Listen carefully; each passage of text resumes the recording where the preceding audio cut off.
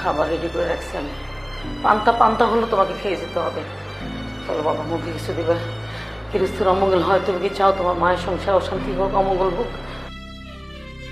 জামাই, আর কোনো কথা হবে না, তুমি খালি মুখে যেতে পারবে না। আসো, এই বুঝা না জামাইলে বল।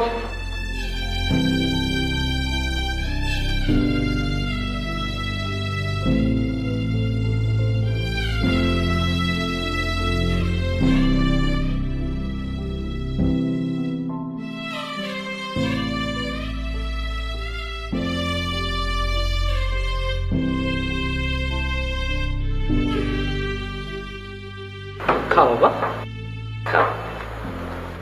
কি ব্যাপার?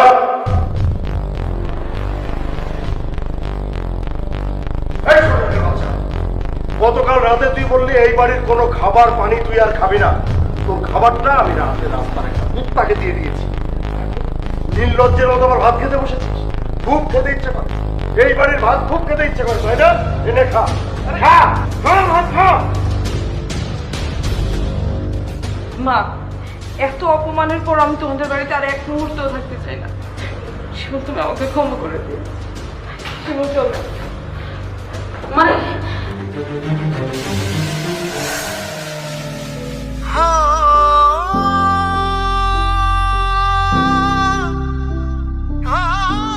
কি ব্যাপার, রাত বাজে 2টা, তুমি এখানে দাঁড়ায় আছো কেন? ঘুমাবা না?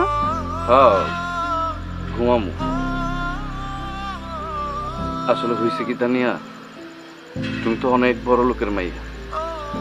সোনার চামচ মুখে দিয়ে জন্ম তোমার। কত বড় বাড়ি তোমার, কত বড় বড় বেডরুম, কত আসবাবপত্র। কিন্তু আমি তো তোমার কিছুই দিতে পারিনি। আমি তোমার নিয়ে আসছি এই বস্তিতে।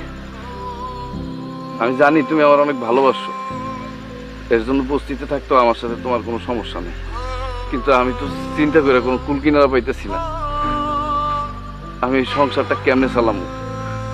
আমার তো কোনো কাজ কাম হইতেছে না। এই কথা বুঝতেছো না তানি?